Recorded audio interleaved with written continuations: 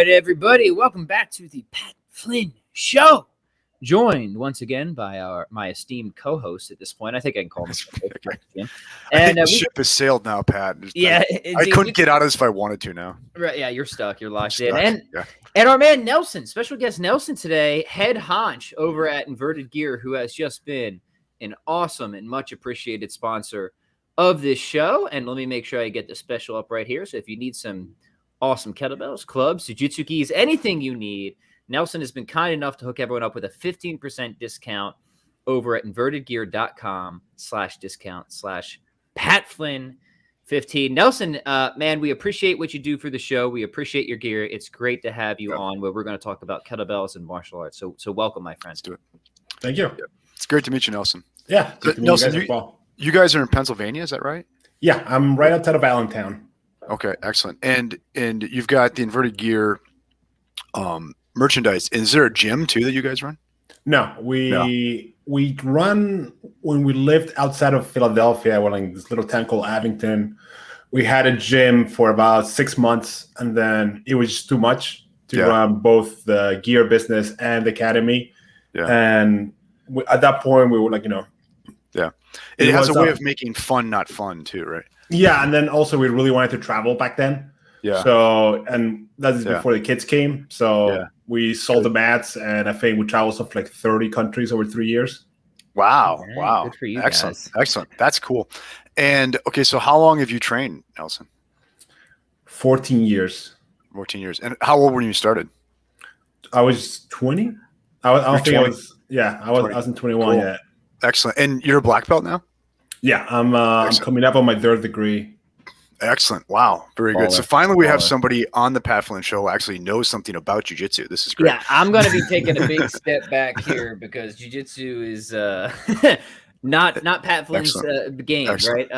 But I'm excited to see where this goes. And I do want to broaden it out because, my martial arts background is Taekwondo. I did have 2 years where I rolled, but I'm sure I would get tuned up really fast if I hop back on the mat. And I got into kettlebells, as most of the gentle listeners know, as a supplement to my martial arts training. So I was competing Taekwondo in college. My buddy Sam is like, hey, you're doing all this funky kind of like pseudo bodybuilding stuff. Come with me. We're going to show you the kettlebell swing. And the rest is history. So I'd be curious, Nelson and Jim, I want you to sort of reiterate. Well, Jim, you were kind of the reverse, right? You got into fitness and lifting at kettlebells first and then got into jiu-jitsu, right? Yeah, I didn't start training jiu-jitsu till it was just before my 43rd birthday or just after my 43rd birthday. Yeah, so it'll be 5 years for me this fall. Yeah. Nice. So I was a late bloomer, Nelson. So yeah. I mean, the very interesting part about the side of the country I live in is like I'm fairly close to Philadelphia, and Steve Maxwell was one of the regional academies in Philadelphia. So sorry. Everybody in his academy got exposed to kettlebells very early on. Yeah. My buddy still has the original kettlebell that he bought from Steve, like the ones he welded himself. Which I believe were like the first kettlebell, like modern kettlebells in the United States. Yeah. Yeah. Yeah. So I actually went down to Steve's old gym twice. One for he used to do a kettlebell certification, right? So I'm technically also Max Bell's certified. Right? And it was a good cert. Like Steve was a really cool guy to learn from, just from a general movement perspective. So Nelson, that's interesting, man, because I was in Pennsylvania for about 10 years. So we must not have actually been all that far from each other because I was right in the Westchester area. Okay. Yeah, it's not far at all. Yeah. So how about you, man? So I mean, you've been rolling for a long time. What got you into kettlebells and what do you think it does for your game? So once upon a time when I was going to college, I decided to switch my major from physics and engineering to exercise science. Once I got to calculus 3, it was just like I tapped out. I was like, this is not going to happen for me. Hey, but you got. I mean, it took Calc 3, right? Dude, so Calc 3 is pretty good, man. You were kind of like a math brown belt, maybe. Yeah, no. Well, I got to calculus. Like after I got my C in calculus 2, I was like, this is not Calc 3 is not happening. Yeah. Because that's awesome. I joke around. Bro. I joke around that if you watch The Big Bang Theory, I just hanging out with those guys all day. Yeah, like that's the kind of guy that like is taking Calc 3 and like high level physics classes, and I was just like a nut duck sitting in the room. So when it's street exercise science, I was like, all right, this is what I want to do. I want to get my CSCS. I want to be a strength coach for college or high school. Right. And I got an internship with Zach Evanesh underground strength gym in New Jersey. Yeah, I remember that. And he was in kettlebells and like all lifting and like clubs and like battle ropes, all this stuff like nobody else was really doing back then. This is around 2009. Yeah. 2010. Yeah, so you're a kettlebell OG like Pat and me are, right? Yeah. Yeah, I mean, I have people ask me how long have you been training kettlebells? I show them like pictures of the original kettlebells I bought back then. They're like piece of shit now. They're like 15 years old. I started doing kettlebells before I took a jiu-jitsu class. Yep. Yeah. Mm-hmm. Okay, so for you, it was also like Jim. You were doing kettlebells before you were rolling then. Oh yeah. And so Nelson, were you involved in sports prior to that? Had you been an athlete coming up through high school and college? So I grew up in Chile. I moved to the United States when I was 14. In Chile, like you either play soccer or you didn't play sports. Yeah. And I was not into soccer. I was like sure. I always joke around that like I think part of it too is like my sister was really good at it. So whenever there was like a neighborhood pickup game, she was like the first one to get picked for the team, and I was the last one. So like that kind of hurts. So you have all these bad memories of being bested by your sister and soccer. Yeah, you carry that to this day. Pretty much. So when I moved to the United States, I was 14. I had like this. The way it works out, the school year in Chile ends in December. We moved here in February. School year is still going on in the United States. So I had to do like 8th grade over again, like the last 2-3 months. Mm-hmm. And I was in English as a second language class, and I hated having to take an extra course because my English wasn't good enough. So I was like, all right, how can I force myself to speak English? Nobody speaks Spanish in the football team.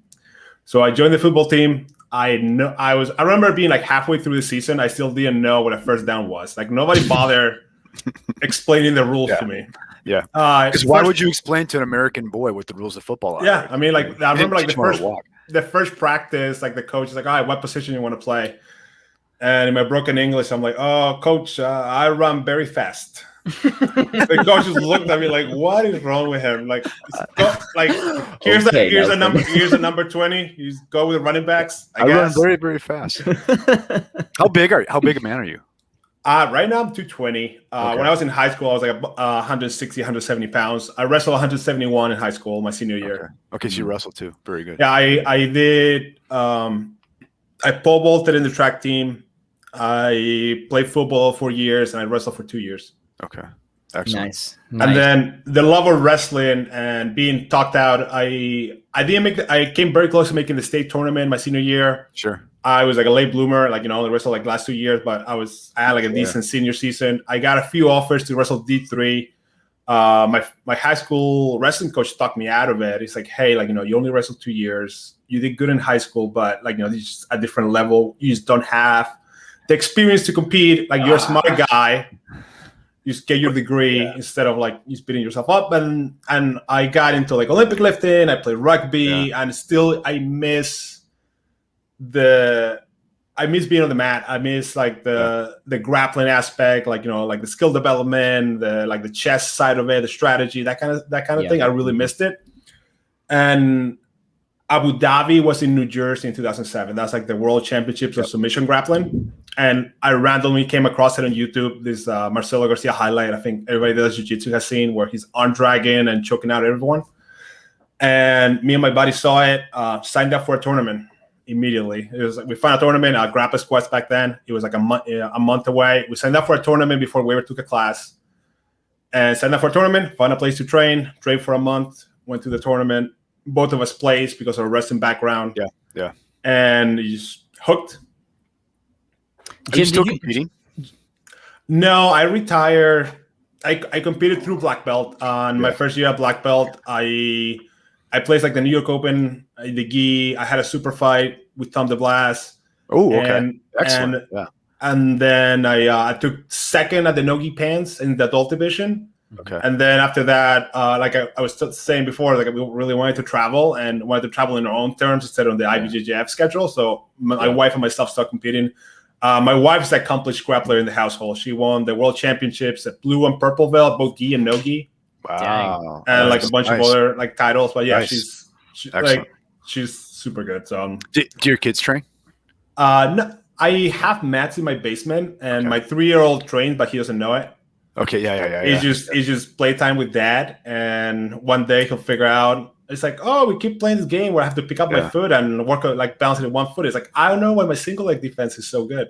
Yeah, right. So my wife trains, and all 6 of our kids train too. Right, so that's it's like cool. a family thing. Yeah, I mean, I did judo as well coming up, and I really like the wrestling and the judo rule set for kids more than jiu-jitsu. And I think also it's going to be more of a carryover to they play other sports than just being on the back like pummeling.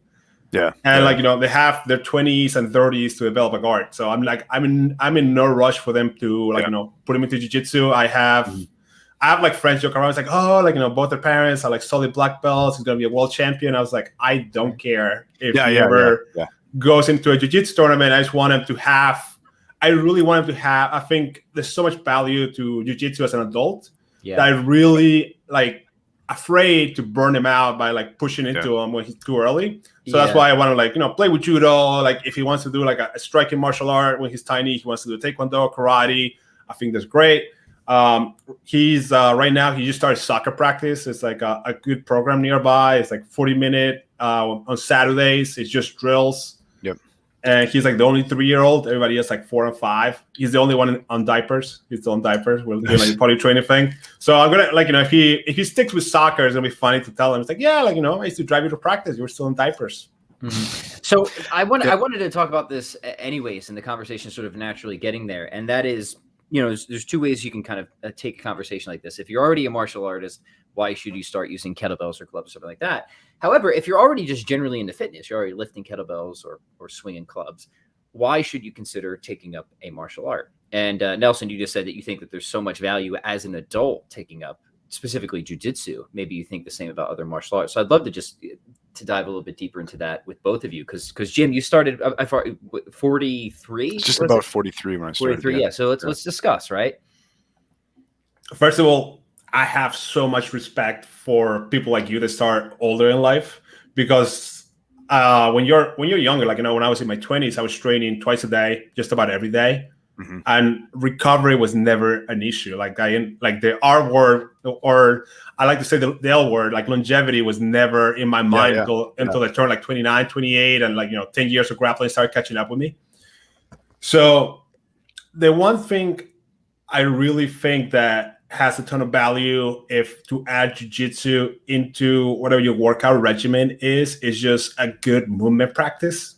If you're in a program, like a good beginner's program, the warm-up drills and just like basic jiu-jitsu drills just make you better, like, bring a lot of movements that you haven't done forever. So, or maybe never for a lot of people. Right. Yeah, I mean, I remember running jiu-jitsu practices and having like people do cartwheels, and then like people tell me, "Oh man, I haven't done cartwheels since I don't know 8th grade." Or like basic crawls, or like crab walks, like anything like that. People have never done it. And then tumbling too. I think a huge benefit of martial arts training. Tumbling for sure. I teach a fundamentals class at our gym, and the other night, because I don't know if you watched UFC on Saturday night, but someone got her face caved in because she did a bad jiu-jitsu stand-up, right? And I had my fundamentals class all week do 50 good stand-ups at the start of every class, right? You know what I mean? And because one, just getting up and off the ground is an important human thing, right? And there's a lot of good movement there. And two, and just from a self-defense standpoint, you need to be able to get yourself away and out of trouble. Yeah. So. Yeah, I mean, the other thing too is that you watch kids play, they naturally grapple. So I really think like we talked about Dan John talks about like the push, pull, carry. And then think grapple is also like a basic human movement. Push, pull, carry, choke.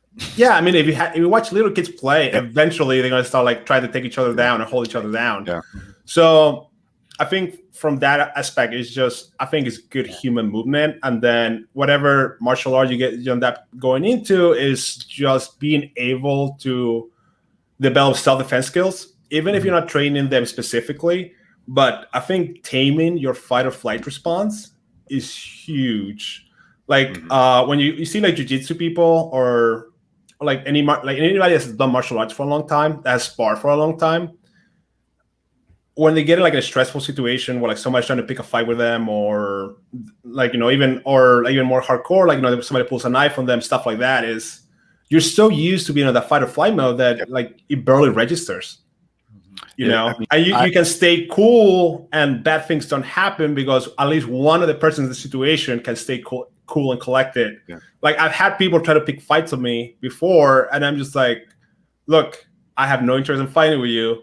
Yeah. But if you get any closer, things are going to get really bad really fast for you. Because one, you've gotten that like measure of yourself out already. Like you've taken care of that against people who know what they're doing, so it's more meaningful, right? And secondly, you know, like, I mean, I roll with a 265-pound, 25-year-old guy, former college football player, almost every day, right? So there are a few people I'm going to meet in daily life that are scarier than that dude, right? Right. You know what I mean? And there's few situations going to be in my daily life that are going to be more stressful than that. And if I can handle that and enjoy it, well, then bring on the day, man. Yeah. Now, and all that's really good, right? I think that just having some baseline self-defense skills is just a no-brainer for everybody. And you know, hopefully you never actually have to use them. Exactly. Better to have them than not. Absolutely. The other thing that I think is huge about martial arts is it's movement practice, but it's integrated movement practice within a community, right? And like all the things you could say about the benefits of that, socially, psychologically, whatsoever. I mean, you go to a gym, there's other people there. Most of the time, you just kind of find your little corner and you do your swings, and you're not really interacting with other people. Here you are, right? You're in physical contact, right? In like the most literal sense, right? Yeah. And you're in like physical locked up contact with other human beings, often more than one, you know, in the course of an hour. And there's something to be said for that that has been lost in modern society. Right. Yeah. Jim, I know you've got a lot to say about this, but I think we should explore this aspect of fitness because it's an integrated fitness. Yes, conditioning, yes, sweat, but it's that community and that interlockedness, right? If we, you know, like had met in like, you know, prehistoric conditions, right? You know, after Nelson first established himself as the alpha in our group here, okay, right? We'd be sitting picking ticks off each other, right? I mean, like there'd be a lot of physical contact, right? And in like the modern West, we don't do that. Like, you know, and we've been kind of held at distance recently, especially, but we, you know, whereas like in jiu-jitsu, there's a lot of human physical contact that we don't get in our ordinary lives, and we all have a psychological need for that kind of like literal closeness to other humans, right? Mm-hmm. I think the term I like is what, communal suffering. Yeah. It's like that whole brother in arms thing we see, like in armed forces or like teams that like go through like training camps together. The people you do jiu-jitsu with, like, you know, you just have these memories of this like grueling practices, especially when like, you know, you're wearing a gi, it's like the gym's 90 degrees and everybody's just like, you know, borderline having a heat stroke, and like those are some of my fondest memories. Like this like grind and gruel that I had with my training partners. And most like my closest circle of friends are people I do jiu-jitsu with. And I like to joke around it. And like, you know, if you do jiu-jitsu for long enough, eventually 90% of your group of friends are black belts because all of you have just been doing it for so long that eventually everybody gets promoted. I like to give my brown belt. You need your friends to get good too. Yes. That's so important. I like to give my brown, but it's not. Yeah. I like to give my brown belt friends hard time and tell them they're bringing my average down, so they need to step it up. But yeah, for sure. Like, you know, it's like one of my closest friends. When we came up, we met when we were blue belts, and he had a leg up on me because he was a Division I wrestler, like very high level. Yeah. And like he made like the Olympic, the world team trials in Greco as well. Play guard. And like that's what like everybody asked me, it's like, oh, well, how do your guard get so good? I was like, this guy would throw me in my head at the start of every roll, and then I had to like figure something out, so I wouldn't die. And we trained together up to black belt, and it's just like, you know, people ask me, oh, how your wrestling get so good? I was like getting stuffed for years until I would figure like, you know, something like somewhat works on this guy. Yeah. And like, you know, that communal suffering, like all those practices and all those memories, like traveling to tournaments with like, you know, my training partners are what makes jiu-jitsu, and like the community you have in jiu-jitsu is so amazing. And then is always, I mean, I am more of like I'm part of these groups called Jiu-Jitsu Globetrotters, and they do like camps all over the world. And one of the things they do is like they kind of take in a lot of the hierarchical stuff of Jiu-Jitsu out, because I don't know, some of it gets kind of silly, or like, oh, some academies don't like a lower belt who has an upper belt to roll, or like, you know, if you're on the mat and there's an upper belt next to you, you need to like move away from them. That kind of stuff, it gets a little silly. My rule of thumb is that whoever is doing something cooler gets to keep doing what they're doing. That's right. Otherwise, you just move. If you're just old man grinding, get out of the way and let the kids Bambino roll. Yeah, let them pretty much. I mean, the other thing too is like the amount of like the people I have met through jiu-jitsu, I would never met otherwise. Like, you know, I met like army generals, lawyers, you name it. Like, you know, and then it goes like, you know, from gas station. Like the cool thing is like that room might be a gas station attendant or whatever, like, you know, physical labor you name. And then next to him might be a lawyer, a doctor, or brain surgeon. And this was big for me when I first started here. You know, I'm a college professor, and I had to, you know, I'm used to standing in front of a room and being in charge of the room all day and having a bunch of people like kissing my butt because I'm so much smarter than they are all day, right? And I can give them grades. And then I remember going to my first jiu-jitsu practice and putting this white belt on, right? So I'm putting on something that officially says I'm dumb. Right. You know what I mean? And going to the bottom of a hierarchy was really cool for me. Like, cause it was a relief not to be at the top of a hierarchy. Well, that's it was really good for my humility. Yeah. I want to talk about that, Jim, because, I mean, that's a great mindset, right? It's like, that's a relief, but for a lot of people, it's kind of the opposite. I want you both to talk about this, right? Say somebody's nodding along and they say, it sounds like that would be good for me to do something like this, right? To have a community to just sweaty wrestle with other people, right? But I'm a little intimidated, right? Maybe I'm 45 years old. I've never done a martial art in my life. So what do you guys recommend for somebody to just get started? Should just like sack up and just walk into a studio and just, right? I mean, you just do some research, find a good studio, and most well-run studios will have usually the name they use is a fundamentals program. Yeah. And then it's very common now, like some fundamentals program won't even let you spar. Like you won't get randori or like, you know, the actual grappling part of it for 2-3 weeks, maybe a month, until you know somewhat what you're supposed to be doing. At our gym, you have to get a stripe. I mean, that's great. I mean, back in the day, we would get thrown to the lions. Yeah, so ours was a small gym when I started, so we just got thrown into the general population, right? And, you know, thank God I was strong, right? I mean, I mean, like that's the thing too. Is like there's like the people they use a survivorship bias. It's like, oh, I did it. It's like, yeah, but how many white belts we never heard from again because they got broken? Right? Two classes in. So I think a fundamentals program, you know, learn how to shrimp, learn escapes. Learn what close guard is, so you can like somewhat hold your own a little bit, and get a guard, keep it, get out of trouble. Just learn that. Exactly. So, what is your? Go ahead, Jim. Yep. You know, and it's less scary than you think it is, right? I think a lot of people think they're going to walk in the gym, and they don't know what jiu-jitsu is, and they're surprised how nice everybody is at a jiu-jitsu gym, right? And for the most part, if it's a good environment, it's going to be like super nice, chill, fun. You know, fat inverted panda environment. It really is, right? I mean, what I tell people is like it shouldn't hurt. If it hurts, it's like something either you're doing something wrong, or your partner is just being a dick. Like most of the time, you're gonna tap to pressure. If you're getting to pain, there's something wrong there. Don't get hurt over this. Yeah. And look, I'm 47 and I train really, really hard and I train a lot. Okay, and I train with people mostly like half my age. Okay, but I trust them. And if I'm not having a good night, I can say, guys, I'm not having a good night. And they respect my age. Right. And I think that's pretty common in the jiu-jitsu world. I think so. No one's going to go out of their way. I mean, no one is going to get respected by their teammates and more importantly, their coach by hurting some middle-aged guy on his first night there. Right. Yeah. It's not a good way to like make yourself known as a good dude at the gym. Nobody's impressed by that. Right? No one's impressed by it. So what does your guys' training look like now, and what do you think the upshot is? Can I add one more thing to why, if you're into fitness, you should take up martial arts? Let's hear it. Is it gives you something to train for, right?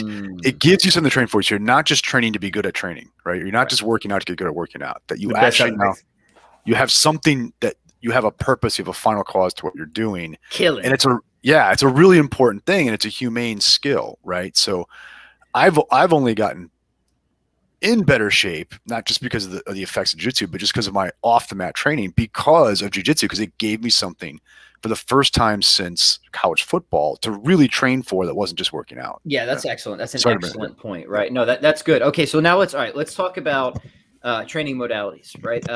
So yeah, what do you guys think the upshot is of, if you are a martial artist, of bringing, you know, some of these, I guess, call them unconventional. I don't know how unconventional a kettlebell is anymore. I mean, they're kind of in every gym at this point, right? Which is good. I think that's awesome. But yeah, of training with bells, maybe clubs, maces, stuff like that. Like what benefits is the typical martial artist going to see from incorporating these modalities, and what recommendations do you guys have for incorporating them into one's martial arts regimen? Whoever wants to go first, take it. Yeah, go for it. So one of the say this all the time, so let's have you do it. Yeah, I mean, one of the things I look at is, like, first and foremost for grappling sports is just the grip. A lot of people, especially if you're doing like conventional lifting and you're using straps all the time, or like, you know, you're really not pushing the body weights, I mean, the heavier weights too hard, like your grip endurance is just not there. Mm-hmm. And then the first time you go to jiu-jitsu class and you're trying to hold on to either grips and the lapels in the gi or wrists and necks with your hands, having, like, you know, this cup motion for an hour is just mind-blowing. Yep. Also, like, you know, the first time you compete in jiu-jitsu, like, you don't know what happened to your forearms. So you're so blown out, and it just feels like somebody took a sledgehammer to them. Yeah. So being able to train with like kettlebells, maces, heavy clubs, and like really work your grip out, it's a huge advantage. I think another part of it is just the core engagement, like, you know, holding a kettlebell in the rack position, or like, you know, he's moving a mace through space. Just being able to have, especially when you do stuff one-handed. So a one-handed kettlebell clean or snatch or press, or like, you know, not even like Turkish get-ups, but having your body having to like counterbalance all the weight being on one side, it really feels like grappling and somebody's trying to balance you, especially when you get into like heavier clubs and you're just casting this weight away from your body at an angle, and you know, you're catching it back up and, like, you know, moving your hips to catch the weight and counteract this giant lever you're using. It really works your balance in a way that is hard to recreate, because, Jim, I'm sure you experience this when you roll with guys that might be like bodybuilding, powerlifting, or Olympic weightlifting background. They are super strong in this up and down motion in like one plane, and as soon as you get their spine slightly off angle, they're a toddler. They just fall over, and it's hilarious. And like, you see it all the time. I play deep half. That's kind of my game. Okay. And so for me, it's all about rotational, right? And my thoracic movement was not all that great until I got clubs and maces going, right? It made a big difference on that. And so that rotational thoracic strength and like the Turkish get up, I think for me is like your grappler's one stop, right? Especially for a half guard guy, because what am I doing constantly? I'm bringing myself up onto a foundation, right? Yeah, off my side. Yeah, I love doing like reverse Turkish get-ups, or like get downs, like starting, like, you know, clean up press, start from the top and coming down, and then doing that for 8, 10, 12 minutes. Yeah, and nothing feels more like a grindy jiu-jitsu match than that. Yes. You're doing like one rep left, one switch hands, one rep right, or 2-2. I've been doing this last cycle. I've been doing a clean up press, do the get up, do a windmill, switch hands. Yeah. And then, like, you know, once you get to 10 minutes, I'm working. I just moved up to the 28 kilo, and it's just like 10 minutes in. Yeah. I just released a program that's built on the get up and weighted pull up. Nice. And one of the days in this is you're going to take a moderately, you know, kind of a lightish, heavy, you know, like mid-range kettlebell for you, and you're going to do doubles of Turkish get up as slow as you can for 15 minutes. Nice. Mm-hmm. Right. I think that is a great conditioning kind of thing, right? And man, put a windmill on top of that. Oh my gosh, I wish I thought. I think that is another thing too, is like getting into like what jiu-jitsu changes from like general fitness is just like, when you're in a jiu-jitsu match, the time under tension, like a lot of people just don't understand what that feels like until you're in a grappling match and there's another body pressing into you for the entire round. Especially if, like, if somebody, like you're mentioning, like, once you get a big guy on top of you that knows how to, like, put his weight down, it's just, and you're trying to move, and he's shifting his weight on top of you that knows how to make pressure. It doesn't matter, right? Yeah. Yeah. I mean, and a lot of people have never experienced that. Yeah. So sure, you can bench 400 pounds, but can you bench 180 pounds that's benching back? Yeah, a squirmy 180 pounds. Let's talk also about, because this was a big thing for me when I started incorporating bell training into Taekwondo, efficiency and recovery too. Barbells are great, love them, but they can really crush you, right? The kettlebell, especially routines. I love that routine, Nelson. You'll have to write that one up. The Turkish. Would you say it was clean, press, get up? Get down, and then windmill, switch hand with the windmill. Yeah, that's super cool. I'm gonna whip a video up on that tomorrow. That's slick. I like that a lot. The thing is that will condition you in all the right ways, but I'm willing to bet that probably isn't going to crush you systemically. Yeah, like too heavy deadlifting sessions. So you're talking about what a program looks like, and one of the criteria I have is, like, I have a 3-year-old that goes to preschool until 1 p.m. So my workout needs to be done by 1 p.m. And then when he comes home, I got to be able to keep up with him. And then, like, now I have an 8-week-old. So eventually it's going to be 2 of them running around. I got to keep up with. I want to tell him, it's like, oh no, Dad maxed out on deadlift today. I can't play this. There's only so much chelated magnesium I can take. Or the toilet can take, I should say. Yeah. So I think, like, one of the cool things about kettlebells is pretty straightforward to keep a track of your volume. So, like, how many sets am I doing? How many reps? What bell am I using? I can record, like, you can get a general idea as, hey, like, I can recover from this much volume. Let me step it up a little bit next week. Can I recover from this? Okay. Yeah.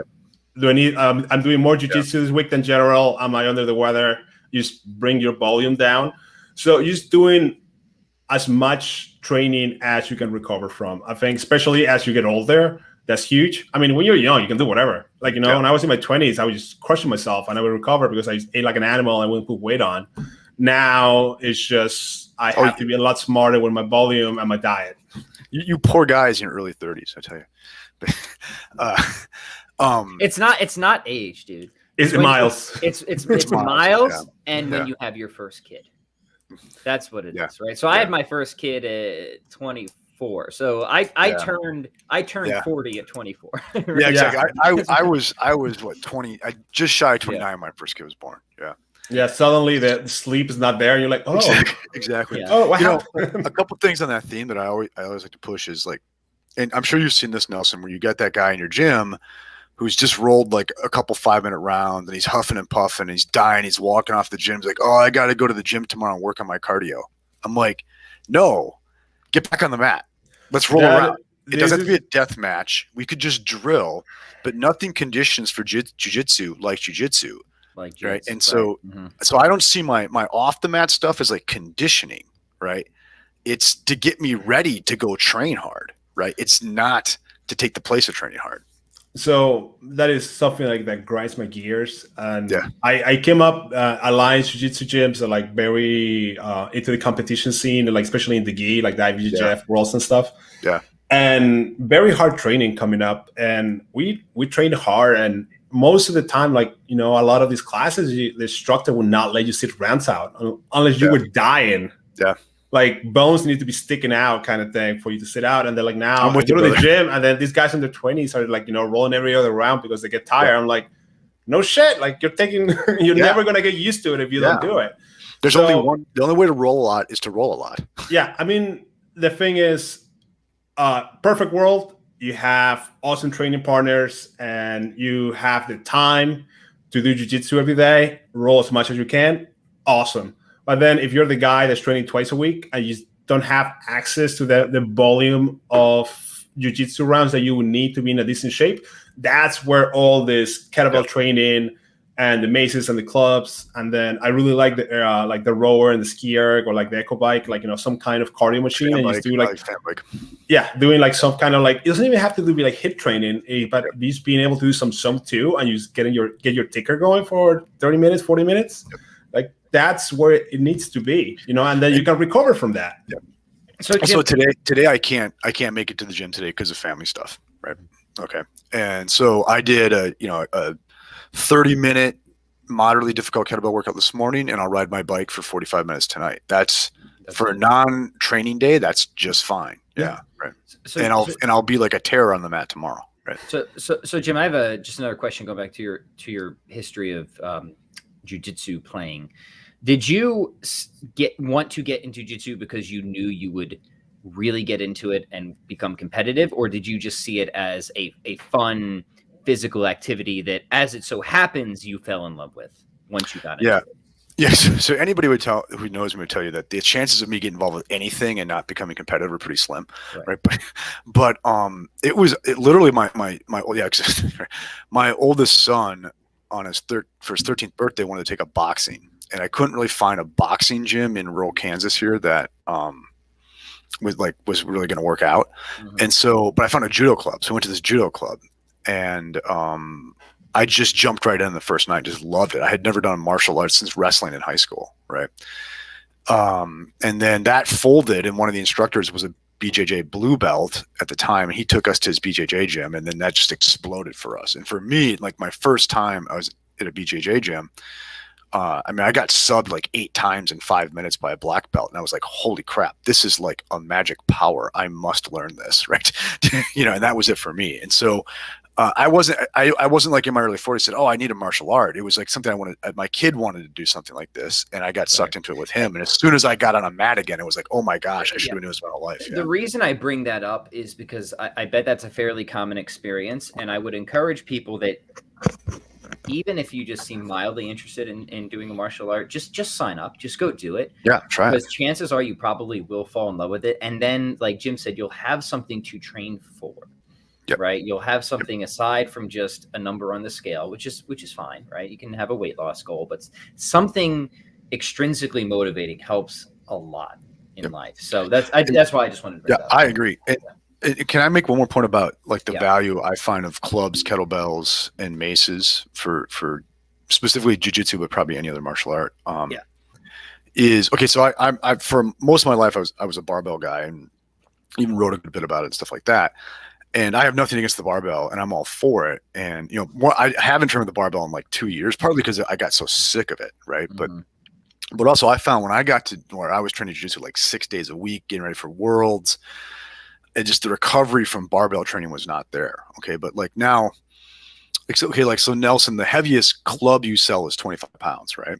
Yeah, we actually just put an order in for up to 60. Awesome. That's awesome. Cool. I'm on. But anyway, just like 25 pounds. Like that's heavyish for a club. Okay.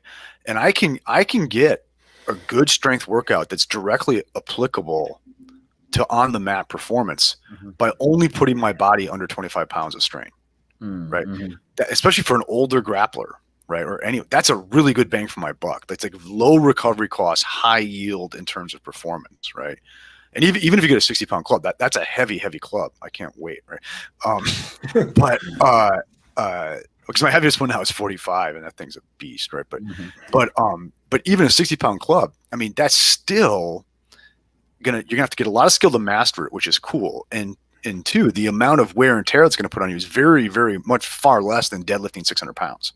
I think that one of the things the club and the maces bring into it, and the kettlebells as well, is just developing your strength endurance and power endurance. Yeah. And just being able to do work and your power output over time instead of being worried. It's like, oh, it's like, for whatever reason, I think a lot of like West Side style strength conditioning, and people worry about their maxes so much. And I think a lot of strength conditioning and grappling came from like people looking at what a football program's doing. Yeah. But it's completely different energy systems. Like what we're looking at to do for like a grappler is like, it might be a 5-minute match, but you're training for a tournament that you might have 6, 7, 8 matches. Yep. So are you really training for the one match, or are you training for the tournament? Right. And for your average grappler, like we're talking about the guy that can only make it twice a week, your sport is going and being able to do as much work as possible in that hour or 90-minute practice. Yep. So you shouldn't be looking at the smallest segment, which is a 5-minute roll, because once the clock starts running in a jiu-jitsu class, like your average jiu-jitsu roll is going to be 5 minutes. That, you know, that's like the number one setting on the timer at jiu-jitsu schools across America. It's like 5 minutes on, 1 minute off. So we're not training for a 5-minute match. We're training to be able to do jiu-jitsu at a high level, 5 minutes on, 1 minute off for as long as we want to. And like that's the way I want to roll. Is I want to be able to go out on the mat and be the last, like the first one to roll and the last, like, you know, be the last one there. Every night, baby, right? Yeah, I mean, like I go to jiu-jitsu camps and, like, you know, there's a 2-hour open mat, and like, you know, with my wife, especially we have the kid, we alternate. So I want to get the most out of that one open mat that's mine. So I'm on the mat for 2 hours, rolling 5 minutes on, 1 minute off, as much as possible. And like, I'm a black belt, so my efficiency is a lot higher than a lot of these people. But also, my training is designed to allow me to do that. Yeah, exactly. You know, at our gym, sometimes on Thursdays, we'll do 20-minute rounds. Yeah, right. That's awesome. Which is cool. It's I get like pushback at one of like the schools to train at. Sometimes I'll get the timer and, like, you know, set at like 6, 8, 10-minute rounds. They're like, what? They're like so used to just doing 5-minute rounds, and especially like the guys that sit out like every other round. So like, you're gonna work today. Or have you ever done this where the coach takes the clock so it's counting up, not down? So no one, you have no idea when, you know. So. When I was running practices I was running from purple belt to black belt. I was teaching at a school in New Jersey, so I was running a program for a few years. And one of my favorite things to do when we're ready for tournaments is I wouldn't even like set a timer. I would just roll until I felt like we needed to switch partners, and then I would scream out, "I switch!" So one round might have been 5 minutes, one round might have been 10 minutes, one round might have been 8 minutes. And because I think a lot of people, you just look at that clock, it's like, okay, it's only 2 minutes left, I can rest. Or like, it's only 30 seconds left, I can rest. So he's making people just work a little bit more by not having the timer. I think it's of value. I think some of my most useful training is when I'm with another good partner and it's just open-ended. We're just going to roll until one of us has had enough, and until one of us figured out, or we both figured out what we wanted to figure out that day. And that could go an hour, that could go 2 hours. I mean, those have been some of the most building experiences I've had in jiu-jitsu, is doing that. How long was your match with DeBlas? I think he submitted me like 12 minutes in or something. It was my first submission only match. I beat Tom at Grapple Squats when he was a brown belt right before I got promoted. I beat him in like a 6-minute match. Did you really? I was able to. I want to time this out for the listeners, and I know no one's talking shit about Tom DeBlas, right? No, he's awesome. He's Tom's awesome, the man. Dude's a legend. Dude's a legend in the sport. I mean, this is like Aaron Rodgers, Tom Brady. I tell people, like, you know, I had no business being on the same mat as a guy. Like, you know, it's like, now would that be qualifier? I think at the time he was like just got off. He was fighting. I think at that time either the UFC or Bellator. Yeah. He just gotten off and he wanted to like get back into grappling tournaments. So he did like the local Grapple Squats that was like, you know, 10 minutes from his gym, and then I run into him in the finals of the 205 division. And it was like a 0-0 match, and I was able to like sweep him with a minute left, and then I was able to stay on top. What'd you sweep him with? I think it was like a single leg X, and then he kind of like bounced to his hip and tried to come up, and I was able to like wrestle him down. Sure. Nice. Are you an X guy? Is that the kind of game you play? I have what you call jiu-jitsu ADHD, and my game is whatever I'm on. I played everything, especially when I was teaching. I would like force myself to play different guards so I could be able to teach them. That's cool. And then I did play. I was like under Alliance, so like, you know, X guard was a big part of the curriculum. Del Hiva was a big part of the curriculum. I really been trying to play more of like an outside control game lately, or like the way jiu-jitsu is going. So I play a lot more Del Hiva and K guard. Before that, I was playing a lot of like shin and shin guard and like X guard, single leg X, that kind of game. I've been forcing myself to change it and play on the outside a little bit more. I mean, I was playing deep half guard like 2009 when there was like no instructionals. I was had to like find like Wilson Hayes matches on like on YouTube. That was cutting edge. Frame. Yeah, that was the top of jiu-jitsu technology back then. But yeah, I played a little bit of everything. That's cool. Excellent. So, it's a privilege to meet you, Nelson. I gotta say that. Yeah, yeah. Well, before we wrap up, Nelson, I want you to tell us a little bit more about inverted gear. Excuse me. Like I said, it's been great working with you. You've been just really supportive with the show. We super appreciate it. Gotten really awesome feedback from people who've been grabbing your kettlebells and other equipment. So Give us, if you wouldn't mind, give us the quick history, right? Like when you know, what sort of motivated you? Because you started as a jiu-jitsu gi company, right? Then you eventually we still mostly a jiu-jitsu gi company. Right. The pandemic forced us to diversify. I mean, when all the jiu-jitsu gyms were closed and 90% of your income comes from jiu-jitsu gis, it's a problem as a business. Tough, man. Yeah. Yeah. So I knew kettlebells. Like, I've been training with kettlebells for a long time. And then I was like, all right, like I can't train jiu-jitsu for a while. I should get my hands on some kettlebells. And then I saw that they were sold out everywhere. I was like, okay.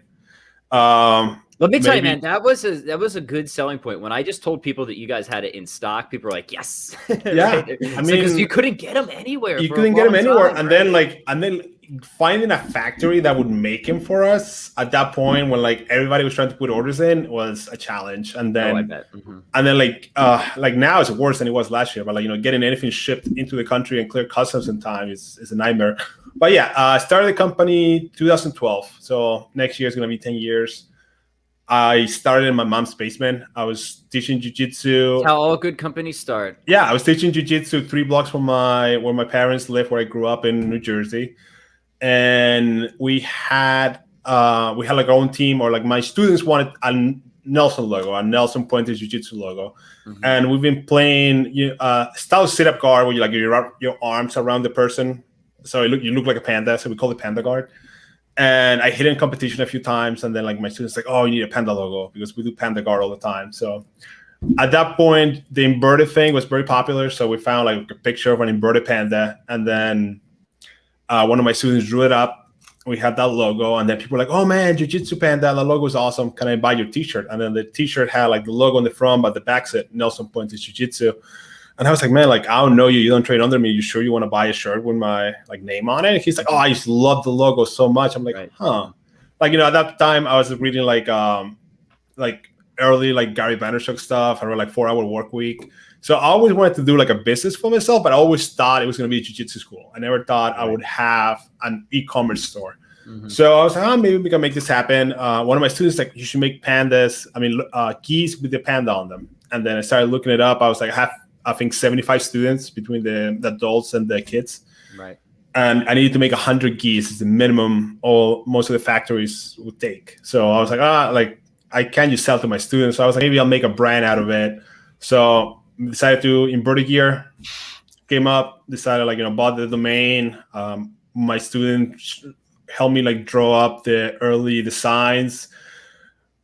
Reached out, I think 10 factories, got samples from 6. 4 of them didn't even give me time because my order was too small. And got the gis, ordered 100 gis to start with, sold 100, ordered 125, sold 125, ordered 150, sold 150. Love it, man. Just classic story. I love it. Yeah, I mean, and when we got to when we got to 250, they didn't fit in my mom's basement anymore. We had to get a fulfillment company. And then a few months into this, I met who's now my wife and the mother of my children, and who happens to be at the time she was a brown belt. We were both brown belts, and she's a graphic designer. And it was like, oh my God, she's the perfect woman. Marry me, yeah, pretty much. Like 6 months into our relationship, I asked her to marry me.